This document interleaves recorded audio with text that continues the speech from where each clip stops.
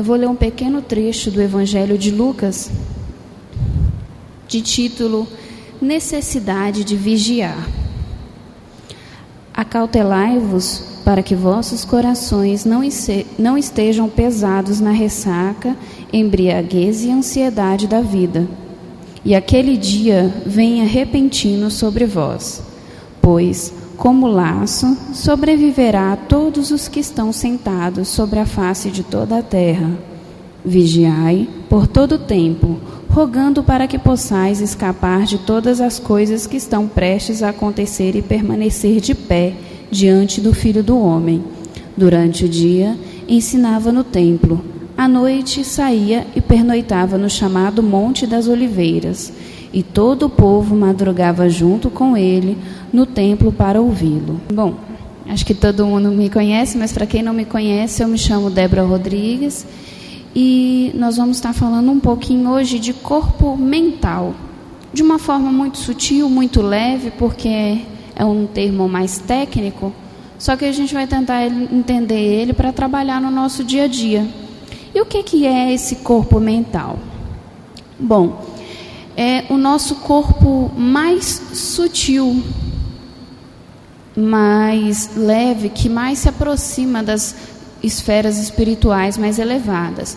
Então, nós somos compostos do espírito, da mente, o corpo mental, o corpo astral ou espiritual e o corpo físico. E como que funciona isso?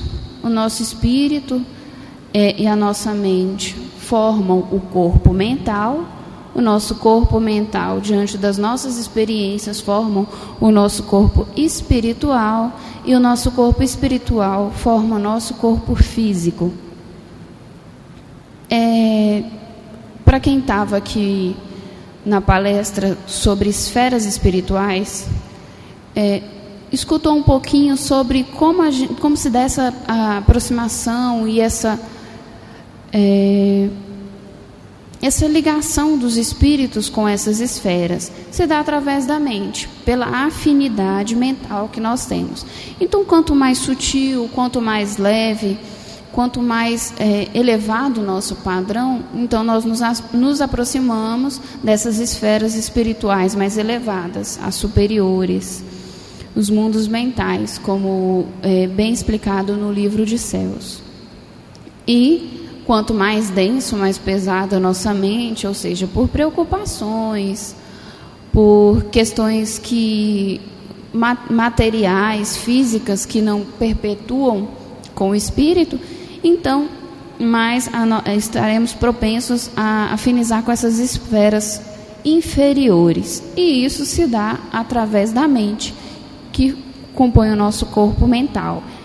E como que é composto esse corpo mental? De tudo que a gente deseja, de tudo que a gente sente, que a gente anseia, do nosso histórico espiritual, que é composto de todas essas vidas que nós tivemos encarnados e todas as nossas lembranças como espírito, no período do estado errante, que nada mais é esse período que a gente está fora de um corpo físico e a gente ainda não é um espírito puro, que não necessite reencarnar ainda. Então, tudo que a gente vai vivendo ao longo dessas vidas, se numa determinada vida eu fui muito materialista, eu vivi para furtos, para crimes, então isso vai criando uma densidade energética na minha mente, e isso vai sendo projetado no meu corpo mental e no meu corpo espiritual.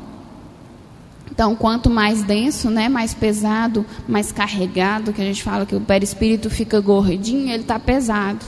São essas energias que não elevam o espírito, que não te transportam para essas esferas espirituais,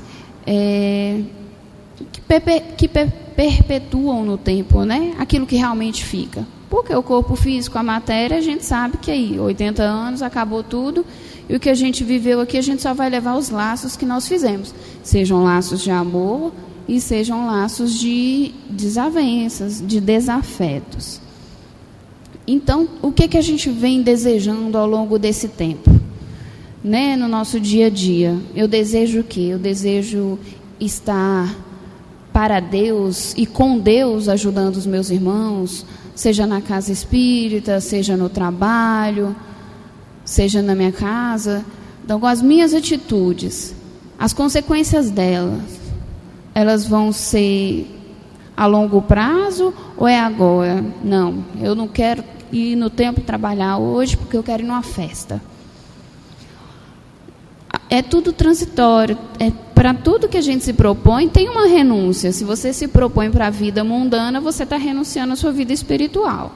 Se você se propõe à sua vida espiritual, então, em tese, você também tem uma renúncia da vida mundana.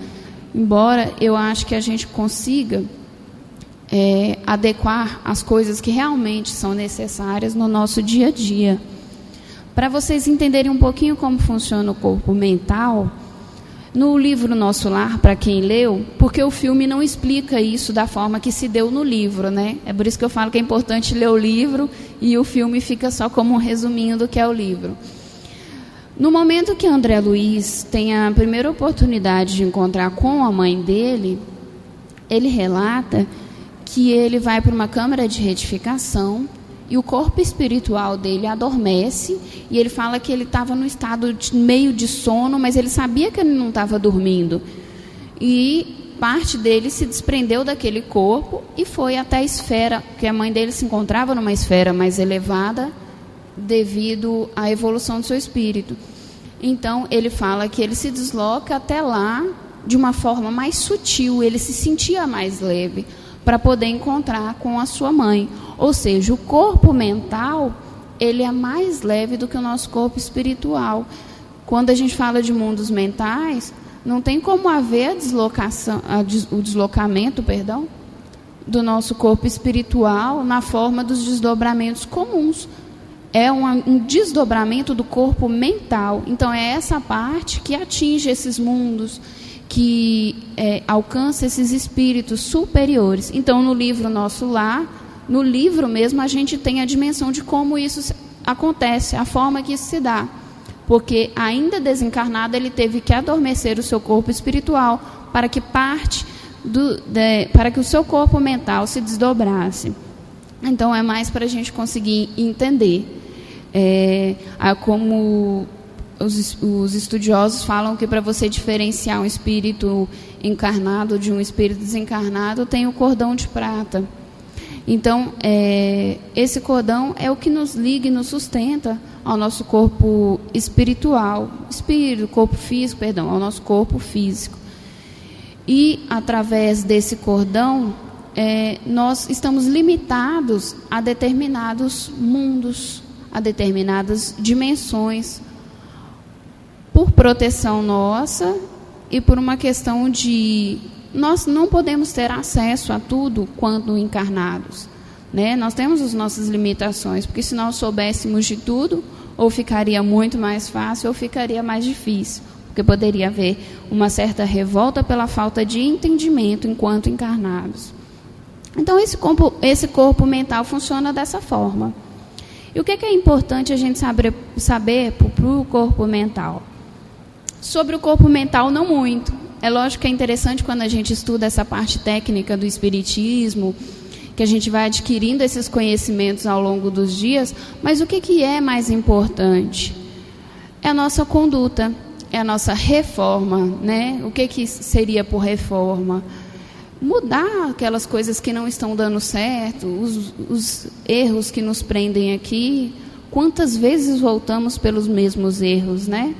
E tentar eliminar essas pequenas coisinhas. Você para analisar. Às vezes você conhece uma pessoa ali e você tem instantaneamente por ela muito afeto. Ou você tem aquela repulsa. Eu já ouvi muita gente falar, meu anjo não bate com o anjo da pessoa. Os espíritos superiores não têm nada a ver com isso. Eles são todos amigos. Mas é porque a gente tem reajuste com aquela pessoa. A gente tem ali uma energia que tem que ser transformada. Uma energia que tem que ser reorientada. E alguém tem que abrir mão. Então, se a gente fizer esse trabalho dentro da gente, não esperar que o outro peça perdão, que o outro reconheça o erro. Ainda que julguemos que estamos certos, por que não pedir desculpas? Por que não pedir perdão? Que orgulho é esse que não me permite me colocar lado a lado com o meu desafeto e tentar reajustar isso? Então, tudo isso, todos esses atos, eles vão refletir no nosso corpo mental. O propósito de cada um de nós, acredito que estamos aqui hoje, é uma elevação espiritual. Então, isso tem que ser refletido.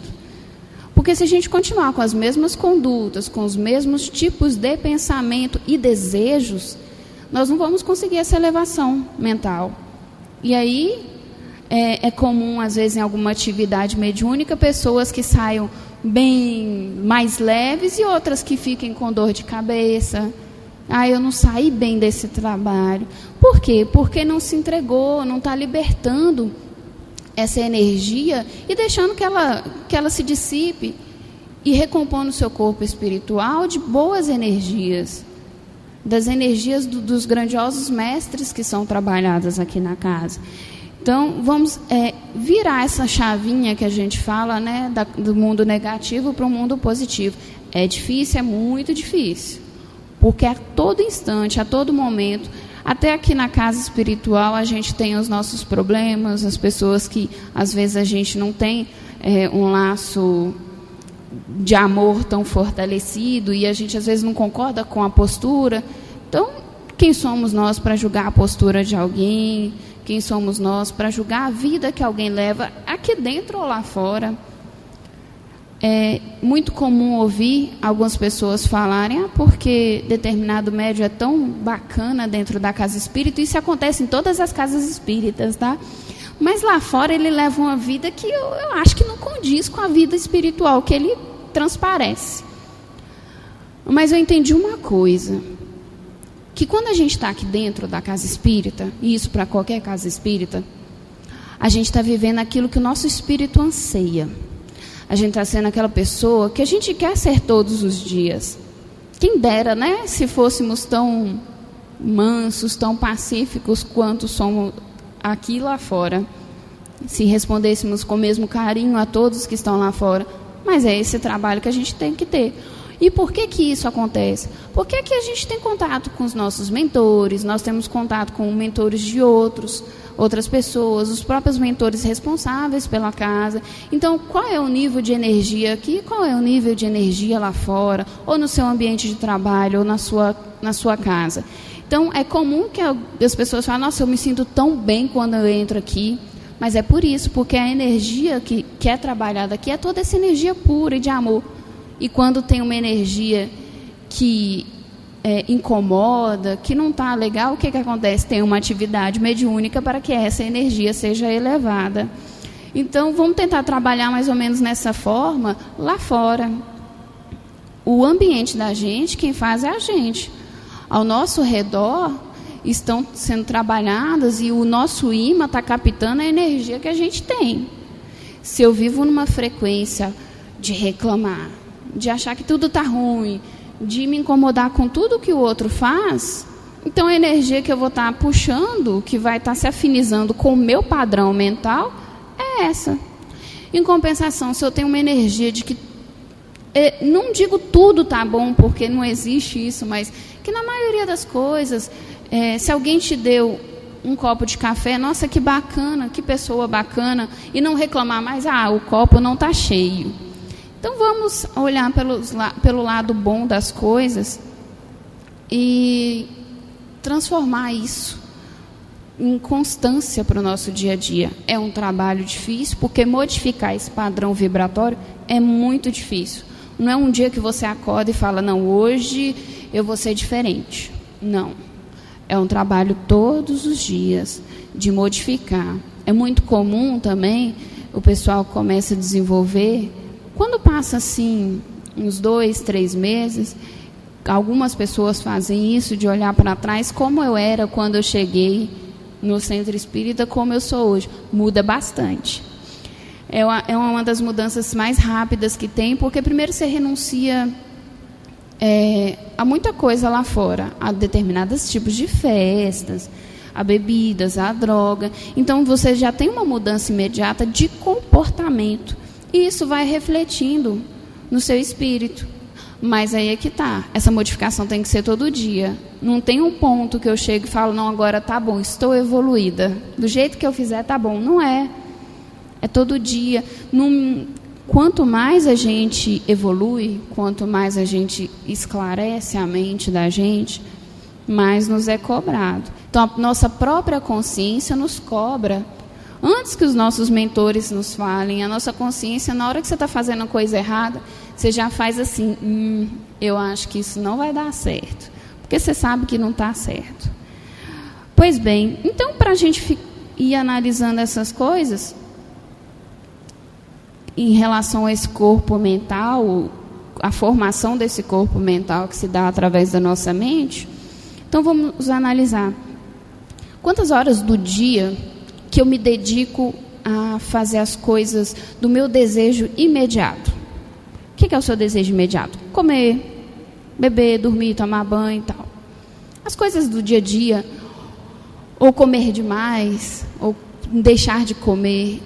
E quantas horas do dia eu me dedico para uma meditação, para uma elevação espiritual?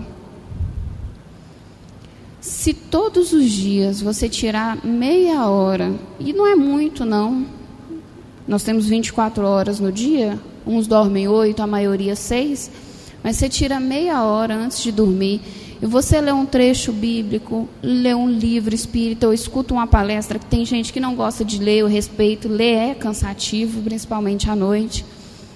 Escuta um trechinho de uma palestra, a sua elevação espiritual, ela se dá de forma mais rápida. Porque no momento da sua vida que você se vê numa dificuldade, você vai lembrar daquele trecho bíblico que você leu. Você vai lembrar daquele trecho do livro, daquele áudio, porque os teus mentores utilizam isso para esclarecer e para te colocar a par das coisas como elas estão acontecendo. É muito comum que a gente, às vezes, está conversando com alguém e a pessoa chega para você e fala, olha, eu estou com um problema. Aí, na hora, você para. Não, esses dias eu estava escutando uma coisa, eu estava lendo uma coisa, eu acho que serve para você. Então, os nossos mentores vão trabalhando com a gente dessa forma. Porque, e pelo menos eu, não tenho clarividência, audiovidência, então eu tenho que trabalhar aqui na leitura e no estudo. Porque não vai chegar nem o espírito e falar para mim como as coisas têm que ser. Não como Chico Xavier via, quem dera, ou não, né? Dizem que é muito difícil. Pois, enfim, então é dessa forma que a gente vai trabalhando dentro da gente. E aí, Emmanuel, ao comentar esse trecho do Evangelho, que foi lido no início, né? Que fala para a gente ter cautela com os nossos corações, com os nossos pensamentos, e se preparar, porque a gente não sabe o dia do nosso desencarne. Ele vem falando que o homem em geral se interessa por tudo quanto diga respeito ao bem-estar imediato da existência física, descuidando-se da vida espiritual, a sobrecarregar sentimentos de vícios e inquietações de toda sorte. Então, o que ele quer dizer? Que a gente se preocupa tanto em estar feliz agora, que não se prepara para uma felicidade plena e maior depois de tudo isso aqui. Quando a gente fala, eu só tenho essa oportunidade, é só hoje. Vou brigar só hoje, amanhã eu não brigo. Eu vou comer esse doce só hoje, amanhã eu não como. Aí isso se torna vício, aí todo dia você se permite fazer aquela coisa. Tem uma história muito legal de Gandhi, que uma mãe chega, eles pegavam filas enormes para pegar orientações com Gandhi.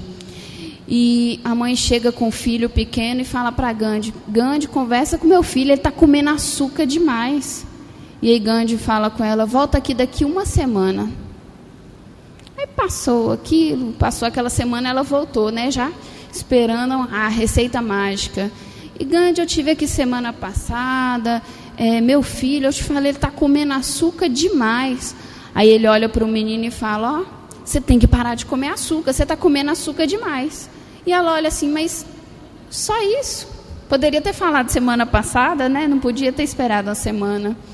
E ele fala, não, é porque semana passada eu também comi açúcar demais.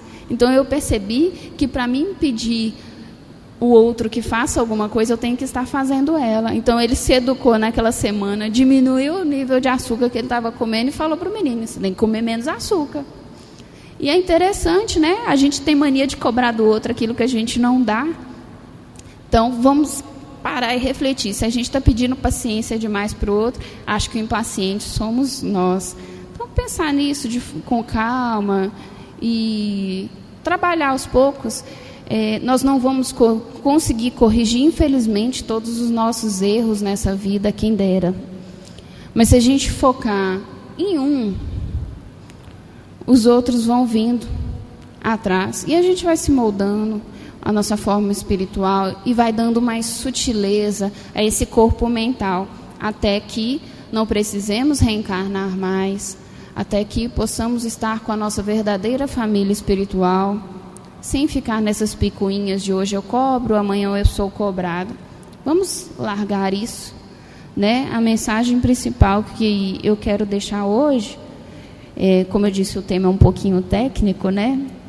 Mas vamos cuidar da nossa mente e do nosso coração. Trabalhar em equipe. Não fazer só o que o nosso coração quer, mas filtrar ele na nossa mente e ver a necessidade daquilo que a gente tem que fazer. O que eu faço hoje vai refletir de que forma amanhã, semana que vem, daqui a um ano na minha vida. Tenho necessidade de viver aquilo realmente? Ou é só uma coisa que eu quero viver? Então, vamos pensar nisso. Vamos trabalhar na nossa elevação espiritual. Não precisa ser um texto bíblico, mas uma mensagem edificante, uma história que nos sirva de exemplo, que nos faça repensar a nossa vida. E graças a Deus.